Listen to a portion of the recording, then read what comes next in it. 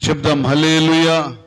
ఈ రెండవ రోజు పగటి వేళ ఈ ఉపవాస కోడికకు వచ్చిన మీకు అందరికీ ప్రభు పేరిట వందనాలు. దేవుని లేఖనములో నుంచి అపోస్తల కార్యాలు 9వ అధ్యాయము. అపోస్తల కార్యాలు 9వ అధ్యాయము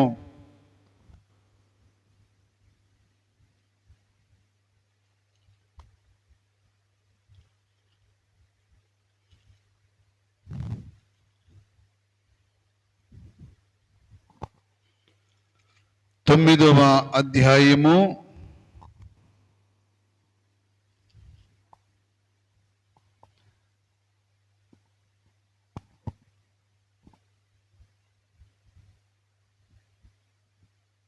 13వ వచనం నుండి.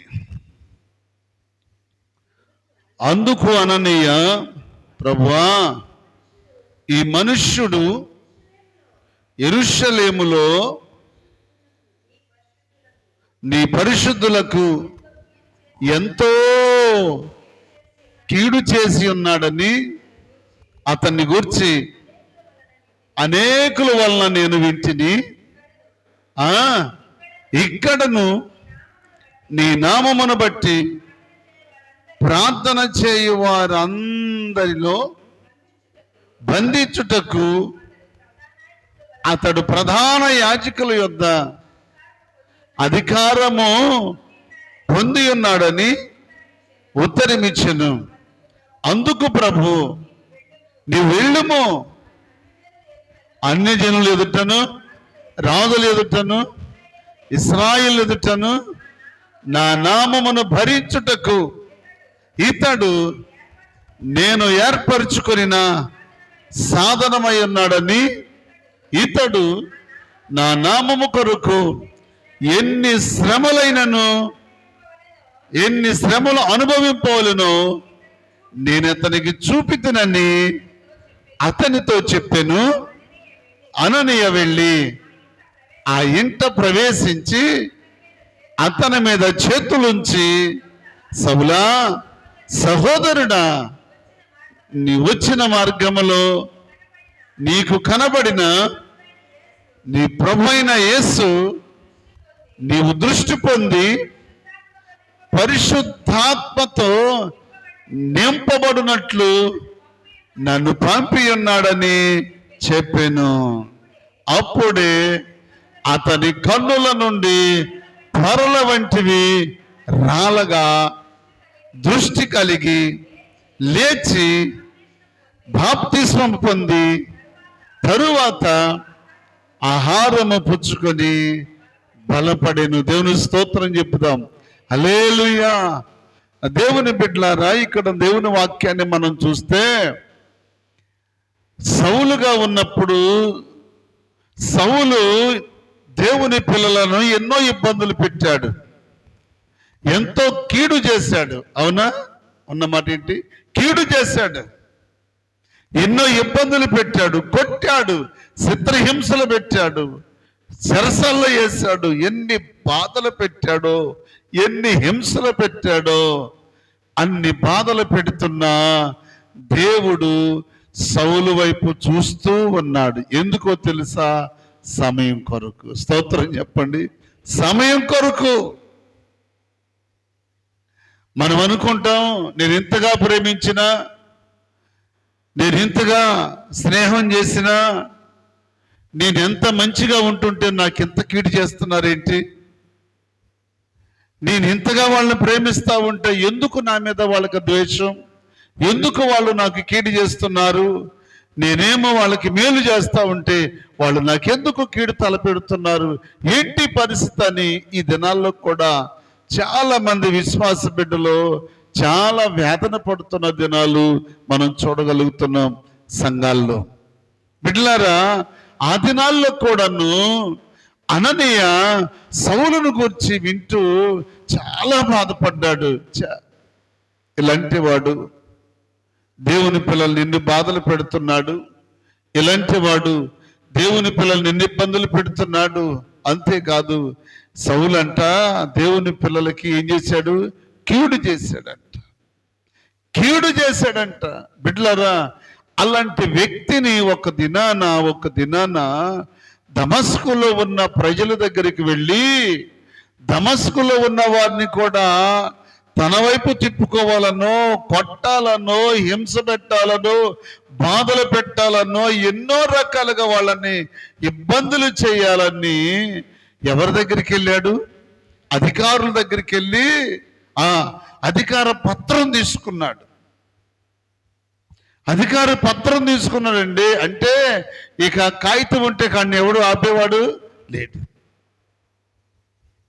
చూడండి ఎంత దుర్మార్గంగా ప్రవర్తించాడు సౌలు. దేవుని పిల్లల్ని హింసించడానికి, దేవుని పిల్లల్ని రకరకాలుగా బాధలు పెట్టడానికి అధికారుల దగ్గరికి వెళ్ళి అధికారుల దగ్గర పత్రం తీసుకున్నాడు, లైసెన్స్ తీసుకున్నాడు. దమస్కులోకి వెళ్ళి దమస్కులో ఉన్న వారిని నేను బాధలు పెట్టాలని. ఈ మధ్యలో ఎవడన్నా ఆపడానికి వీల్లేదు. ఆవిడన్నా ఆపితే నేను ఈ కాగితవాడికి చూపిస్తాను. అలాంటి భయంకరమైన మనస్తత్వం, కఠినమైన మనస్తత్వం కలిగిన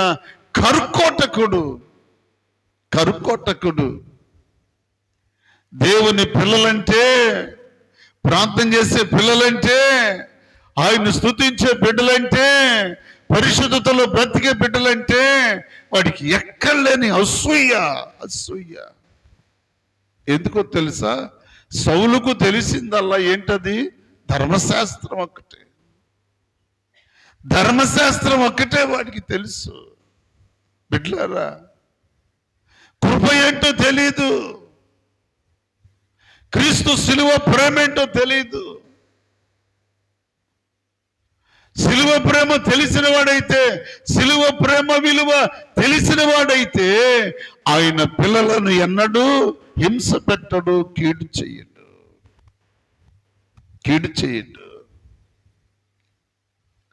ఈ రోజున చాలా మంది మత శాందస్యవాదులు వాళ్ళకు కూడా సౌలులాగానే ధర్మశాస్త్రం పిచ్చట్టబట్టిందో వాడికి. ఆ దినాల్లో సౌలుకు ధర్మశాస్త్రం అంటే పిచ్చి. కళ్ళుకు పొరలెక్కినవాడు, అహంకారంతో ఉన్నవాడు. ఎందుకో తెలుసా? సౌలు అతి విద్య కలిగిన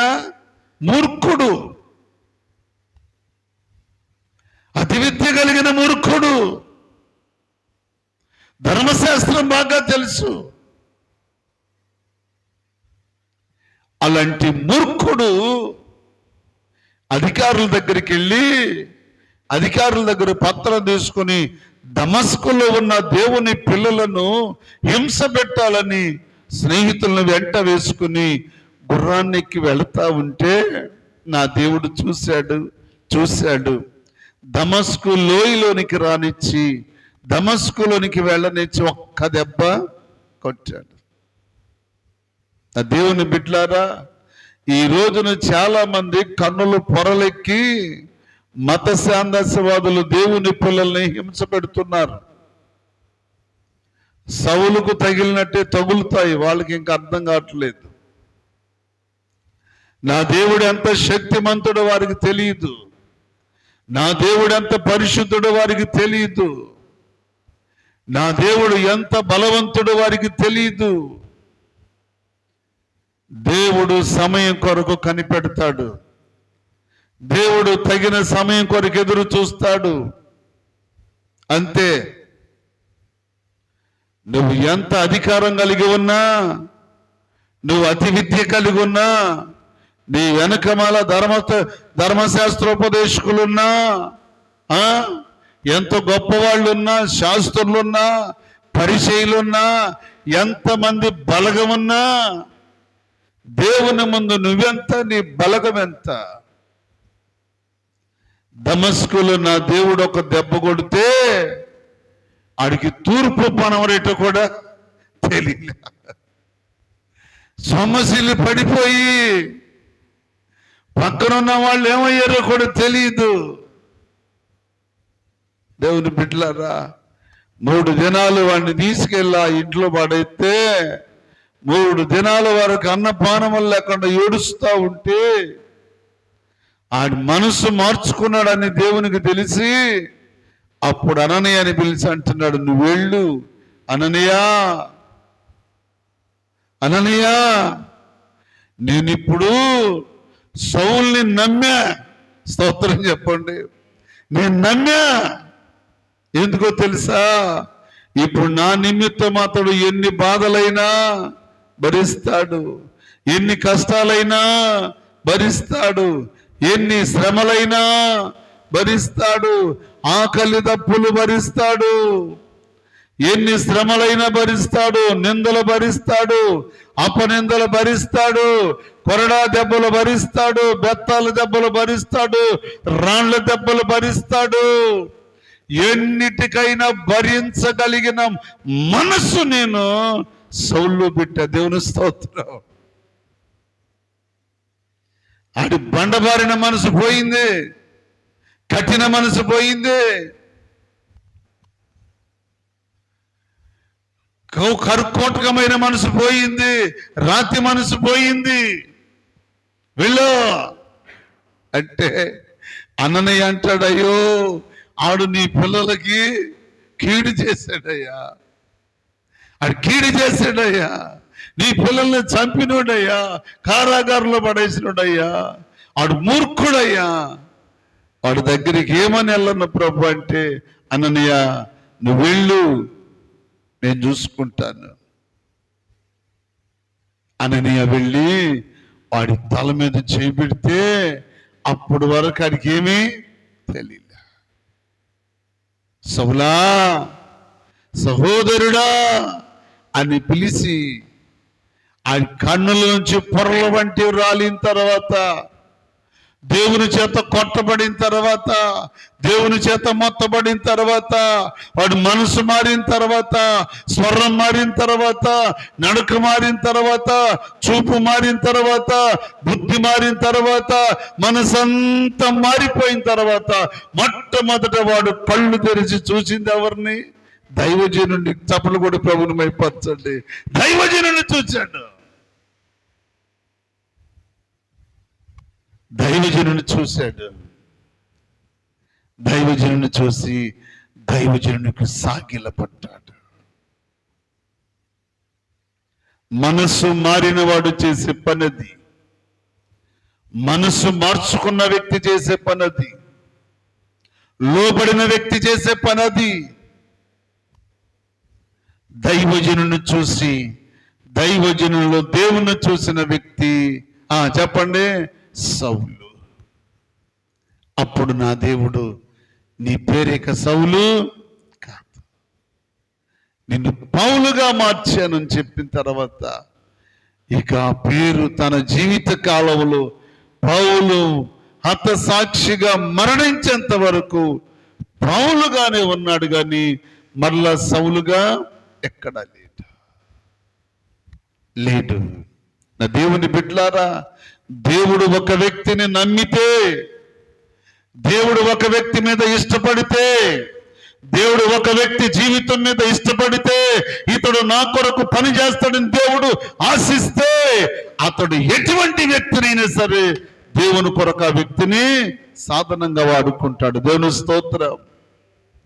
సౌలు నాకు సాధనం అన్నాడు దేవుడు. సౌలు నాకు పాత్రగా ఉంటాడని చెప్పాడు.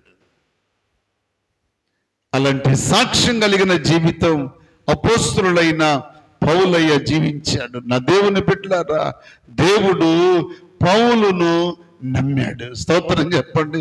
నమ్మాడు అంతే. నమ్మి పౌలు చేతికి దేవుడు పనప్పగించాడు.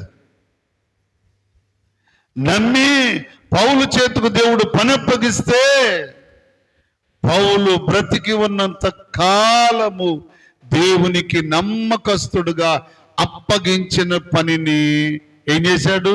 కొనసాగిస్తూ చివరి దినాల్లో తిమోతి అంటాడు, నా కుమారుడా తిమోతి, నేను మంచి పోరాటము పోరాడింది. మంచి పోరాటమా? పౌలయ్య మంచి పోరాటమా?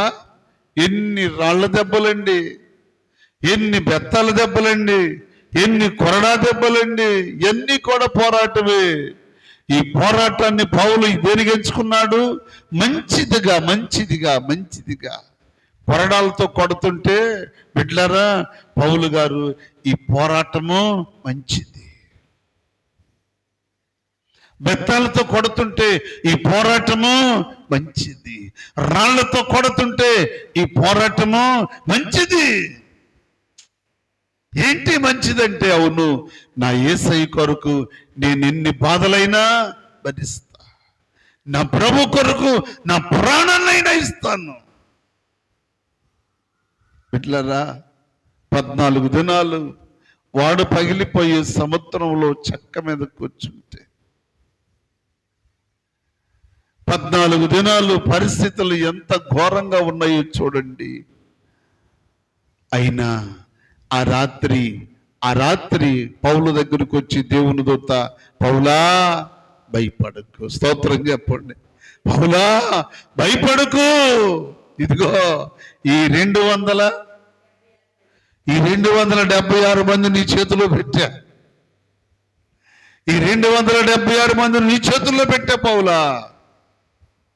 వాళ్ళ ఆకలితో అలమటిస్తున్నారు, వాళ్ళకి భోజనం పెట్టా అన్నాడంతే. 14 దినాలు తిండి తిప్పలు లేకుండా, నీళ్లు లేకుండా ఆలోపిస్తున్న వాడ నాయకులు, గొప్పవాళ్ళు, బలవంతులు, వాడను నమ్ముకున్న వాళ్ళు, వాడ నడిపేవాడిని, కెప్టెన్ నమ్ముకున్న వాళ్ళు ఇప్పుడు అల్లకొల్లోలం అయిపోతే, ఇప్పుడు వాళ్ళు ఎవరి వైపు చూస్తున్నారు? అపోస్తలుడైన పౌలు వైపు చూస్తున్నారు, దైవజనుడి వైపు చూస్తున్నారు. అప్పుడు పౌలయ్య రొట్టెను విరిచి వారందరికీ ఆహారం పెట్టాడు. ఇట్లానా పౌలు గారి జీవితం మనకెంతో మాదిరి. ఆయన మాదిరిగా చూపించిన సేవకుడు, బైబిల్ చరిత్రలో మాదిరి చూపించిన సేవకుడు. అన్ని బాధలు, అన్ని కష్టాలు పడుతూ కూడా 14 పత్రికలను రాశాడు. కాపరి పత్రికలు రాశాడు, సంఘాలను హెచ్చరించే పత్రికలు రాశాడు. ఎంత ఒకసారి అంటారు, సౌలా నీకు అతి విద్య వలన ఏమైందంట, నీకు పిచ్చి పుట్టిందా? అతి విద్య వలన నీకు పిచ్చి పట్టిందా నీకు అన్నది. అవును, కానీ అలాంటి వ్యక్తి దేవుని కొరకు ఎన్ని బాధలు పడ్డాడండి. చేతును సర్పం పట్టుకుంటే వాళ్ళు అన్నారు, ఇదిగో వీడెక్కడి నుంచో తప్పించుకుని వస్తున్నాడు, మన న్యాయ దేవత వీడిని, వీడు ఎక్కడి నుంచి తప్పించుకుని వచ్చినా మన న్యాయ దేవత వీడిని విడిచిపెట్టలేదు, పట్టుకుంది అన్నారు. వాళ్ళందరూ చూస్తుండగా దాన్ని ఆ మంటలో ఇలా జాడిచ్చేసి అలాగే కూర్చుంటే, వాళ్ళు ఏంటనుకున్నావు, ఇంకా చావట్లేదు ఏంటి, ఇంకా చచ్చిపోవట్లేదు అంటే, ఎందుకు చచ్చిపోతాడు?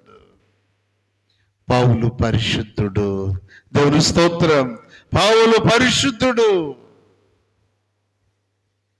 పరిశుద్ధుడు పాము కాటేసిన ఏమీ కాదు, పరిశుద్ధుని విషమేమీ చెయ్యదు. ఎందుకో తెలుసా? తన జీవితం అంతయు పరిశుద్ధతే, తన శరీరం అంతయు పరిశుద్ధతే, తన బ్రతుకంతా పరిశుద్ధతే. పరిశుద్ధత కలిగిన వాడిని పాము గరిస్తే ఏమవుతుంది?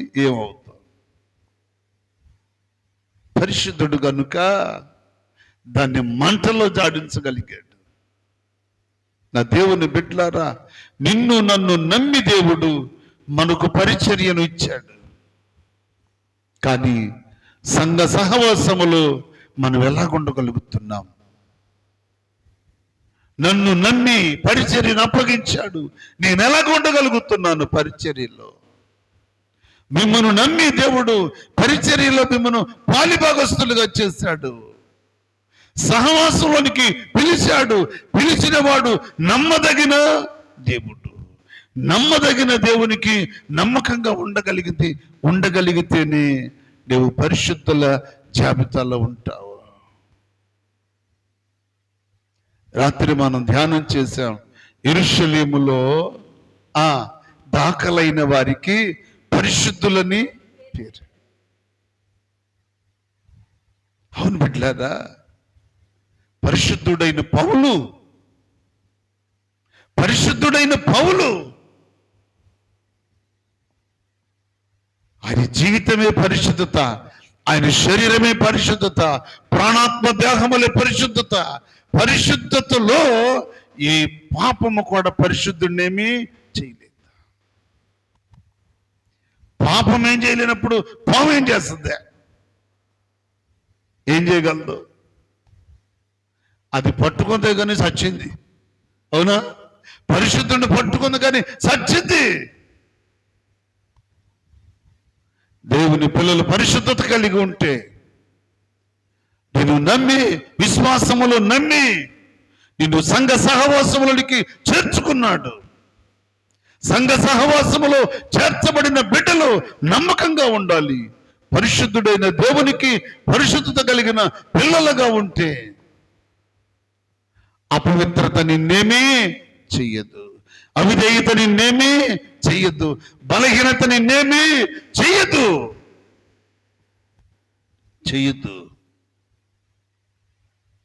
దేవుని పిల్లలను చూసి అది భయపడాలి.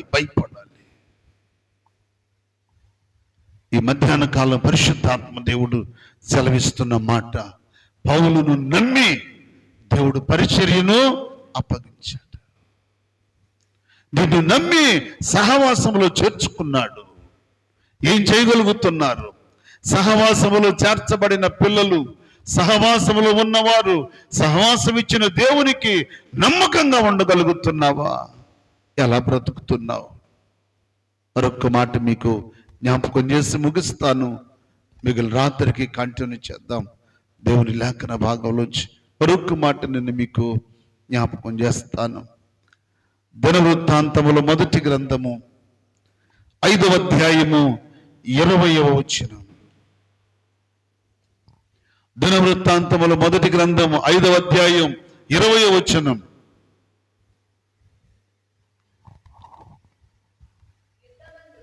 యుద్ధమందు వారు దేవునికి మొరపెట్టగా ఆయన మీద వారి నమ్మిక ఉంచినందున ఆయన వారి మొర ఆలకించిన. దేవుని స్తోత్రం చెప్పుదాం. హల్లెలూయా. యుద్ధము చేసేవాడు, శత్రువుల మీదకి వెళ్ళేవాడు ఎవరి మీద నమ్మకం ఉంచారు? దేవుని మీద నమ్మకం ఉంచారు. దేవుణ్ణి నమ్మి యుద్ధంలో ప్రవేశించారు. దేవుణ్ణి నమ్మి యుద్ధంలో అడుగు పెడితే అపజయం వస్తుందా? పొరపాటు రాదు, జయమే. దేవుని నమ్మి నువ్వు యుద్ధంలో దిగాలి. దేవుని నమ్మి ఏ పనైనా ప్రారంభించాలి. దేవుని నమ్మి ఏదైనా నువ్వు మొదలు పెట్టాలి. నీకు అపజయం అంటే ఎదురు రాదు. ఈ కీడు నిన్నేమి చెయ్యద్దు. నువ్వు నమ్మవే ముందు. వాళ్ళు నమ్మారు, వారు విశ్వసించారు.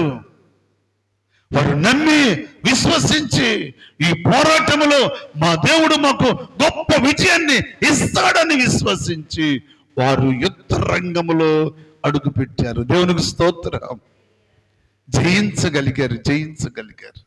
జయించగలిగారు.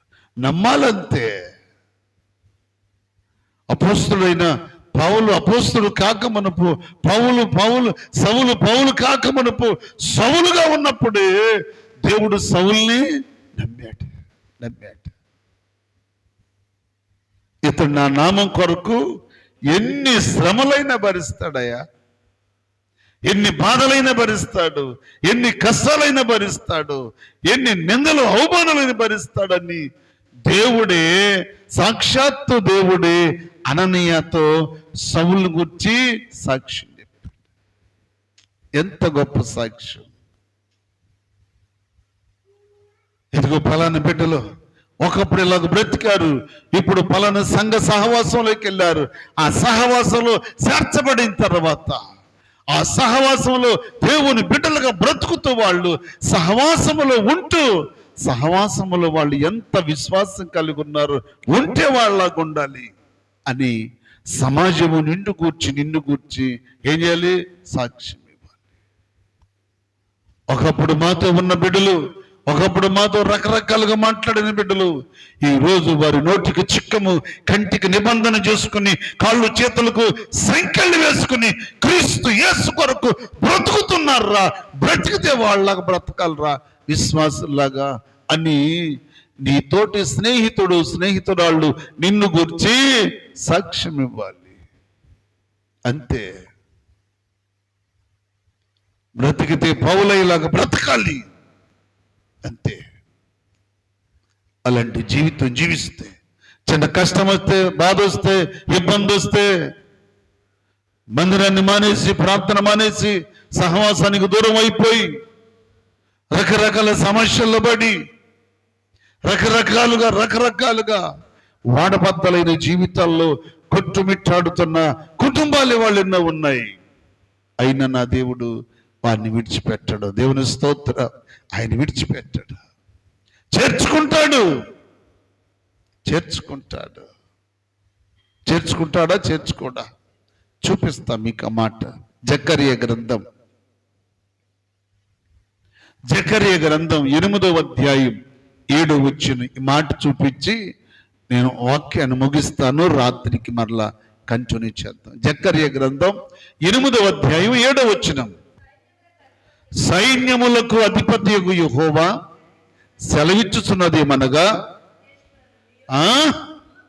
తూర్పు దేశములో నుండి పడమటి దేశములో నుండి నేను నా జనులను రక్షించి యెరూషలేములో నివసించుటకు వారిని తోడుకొని వచ్చేదని. దేవుని స్తోత్రం. హల్లెలూయా. నా జనులను నేను తోడుకుని వస్తాను, నేను రప్పించి వారిని రక్షిస్తా. చూడండి, అసలు వారిని రక్షించి వారిని నా జనులుగా చేసుకుంటా, నా పిల్లలుగా. ఎంత ప్రేమ అండి యేసయ్యకు మనమంటే.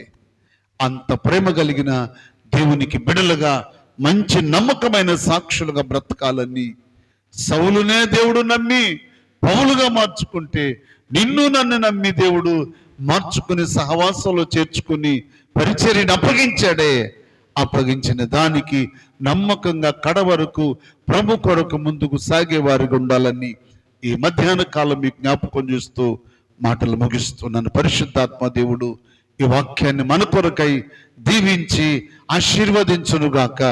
ఆమేన్.